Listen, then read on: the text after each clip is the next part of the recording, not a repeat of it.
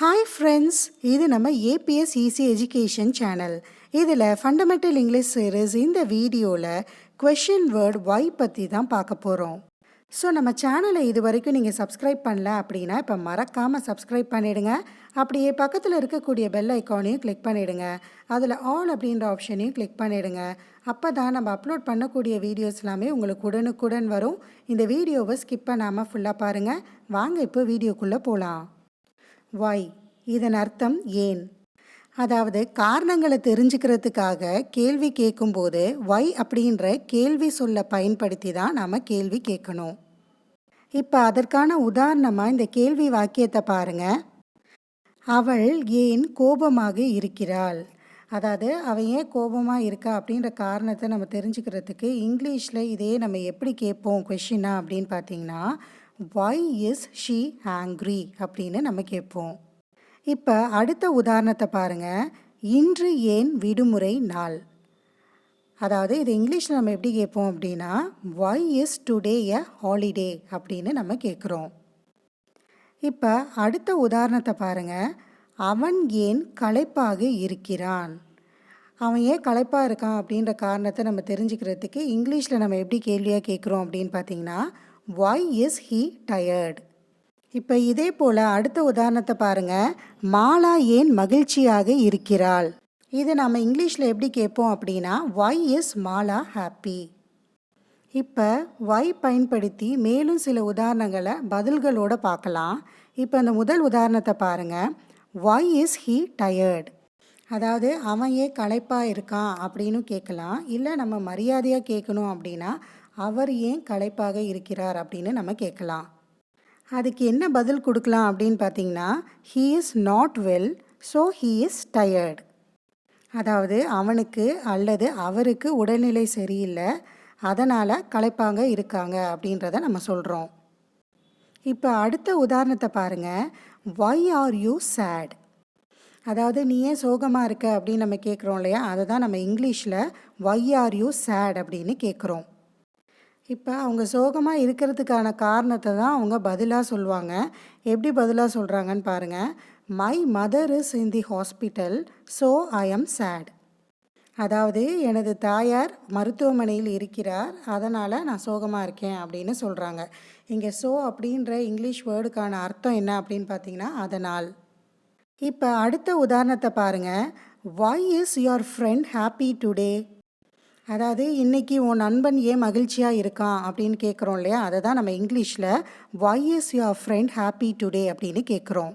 இப்போ அதற்கான காரணத்தை அவங்க எப்படி பதிலாக சொல்கிறாங்க அப்படின்னு பாருங்கள். Today is his birthday so he is happy. அதாவது இன்றைக்கி அவனோட பிறந்த நாள், அதனால் அவன் ஹாப்பியாக இருக்கான் அப்படின்னு சொல்கிறாங்க. இப்போ அடுத்த உதாரணத்தை பாருங்கள். Why is the room dirty. அதாவது அறை ஏன் அழுக்காக இருக்குது அப்படின்னு கேட்குறோம். அதற்கான பதில் என்ன சொல்கிறாங்க அப்படின்னு பார்த்தீங்கன்னா, the servant is absent so the room is dirty. அதாவது இன்றைக்கி வேலைக்காரி வரல, அதனால் அறை அழுக்காக இருக்குது அப்படின்ற பதிலை அவங்க சொல்கிறாங்க. இப்போ அடுத்த உதாரணத்தை பாருங்கள். Why are they happy today. அதாவது அவங்கெல்லாம் ஏன் இன்றைக்கி சந்தோஷமாக இருக்காங்க அப்படின்னு கேட்குறோம் இல்லையா, அதை தான் நம்ம இங்கிலீஷில் why are they happy today அப்படின்னு கேட்குறோம். Is their nephew's birthday so they are happy. அதாவது அவங்களோட சகோதரர் அப்படி இல்லைன்னா சகோதரியோட மகனுக்கு இன்றைக்கி பிறந்த நாள், அதனால் அவங்கெல்லாம் சந்தோஷமாக இருக்காங்க அப்படின்னு சொல்கிறாங்க. போன உதாரணத்தில் நெவ்யூ அப்படின்ற வார்த்தையை நம்ம பார்த்தோம். அதற்கான அர்த்தம் என்ன அப்படின்னு பார்த்தீங்கன்னா, சகோதரர் அப்படி இல்லைன்னா சகோதரியோட மகனை தான் நம்ம இங்கிலீஷில் நெவ்யூன்னு சொல்லுவோம்.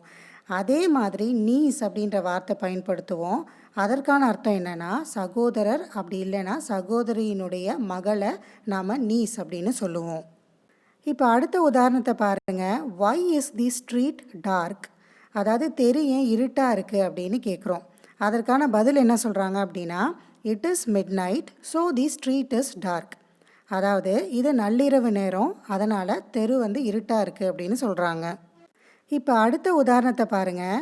Y is tomorrow holiday. அதாவது நாளைக்கு ஏன் விடுமுறை அப்படின்னு கேட்குறாங்க. அதுக்கான பதில் என்ன சொல்கிறாங்க அப்படின்னா, tomorrow is Deepavali so it is holiday அப்படின்னு சொல்கிறாங்க. அதாவது நாளைக்கு தீபாவளி, அதனால் விடுமுறை அப்படின்னு சொல்கிறாங்க. இப்போ டூ மற்றும் டஸ் பயன்படுத்தி வை அப்படின்ற வினா சொல்லுக்கு கேள்வி வாக்கியம் மற்றும் பதில் வாக்கியத்தை எப்படி அமைக்கலாம் அப்படின்ற விதத்தை நாம் உதாரணங்களோட பார்க்கலாம். இப்போ இந்த உதாரணத்தை பாருங்கள். Why do you buy a new dress? அதாவது நீ ஏன் புத்தாடை வாங்குகிறாய் அப்படின்னு கேட்குறோம். அதுக்கு பதில் என்ன சொல்கிறாங்க அப்படின்னா, it is Pongal, so I buy a new dress அப்படின்னு சொல்கிறாங்க. அதாவது இப்போது பொங்கல் பண்டிகை, அதனால் நான் புத்தாடை வாங்கிக்கிறேன் அப்படின்னு சொல்கிறாங்க. இப்போ அடுத்த உதாரணத்தை பாருங்கள். Why two children eat sweets? அதாவது குழந்தைகள் ஏன் இனிப்பு சாப்பிட்றாங்க? They like sweets, so they eat sweets அப்படின்ற பதிலை சொல்கிறாங்க. அதாவது அவங்களுக்கு இனிப்பு பிடிக்கும், அதனால் அவங்க இனிப்பு சாப்பிட்றாங்க. இப்போ அடுத்த உதாரணத்தை பாருங்கள். Why two I work today? அதாவது நான் ஏன் இன்னைக்கு வேலை செய்கிறேன் அப்படின்னு கேட்குறோம். அதற்கான பதில் என்ன சொல்கிறாங்க அப்படின்னா, tomorrow is holiday, so you work today அப்படின்னு சொல்கிறாங்க. அதாவது நாளைக்கு விடுமுறை, அதனால் நீ இன்னைக்கு வேலை செய்கிற அப்படின்னு சொல்கிறாங்க. இப்போ அடுத்த உதாரணத்தை பாருங்கள். Why two we read now அப்படின்னு கேட்குறாங்க. அதாவது நாங்கள், அப்படி இல்லைன்னா நாம் ஏன் இப்போ படிக்கிறோம் அப்படின்னு கேட்குறாங்க. அதுக்கு என்ன பதில் சொல்கிறாங்க அப்படின்னு பார்த்தீங்கன்னா, டுடே ஆஃப்டர்நூன் யுவர் எக்ஸாம். அதாவது இன்று மதியம் உங்களுக்கு தேர்வு, அதனால் நீங்கள் படிக்கிறீங்க அப்படின்ற மாதிரியான பதிலை அவங்க சொல்கிறாங்க. இப்போ அடுத்த உதாரணத்தை பாருங்கள். Why does he sell the TV? அதாவது அவர் ஏன் தொலைக்காட்சியை விற்கிறாரு அப்படின்னு நம்ம கேட்குறோம். அதற்கான பதில் என்ன சொல்கிறாங்க அப்படின்னா, it is too old, so he sells அப்படின்னு சொல்கிறாங்க. அதாவது அந்த டிவி ரொம்ப பழசாயிடுச்சு, அதனால் அதை விற்கிறாங்க அப்படின்னு சொல்கிறாங்க. இப்போ அடுத்த உதாரணத்தை பாருங்கள். Why does she go to hospital அப்படின்னு கேட்குறோம். அதாவது அவள் ஏன் மருத்துவமனைக்கு செல்கிறாள் அப்படின்னு கேட்குறோம்.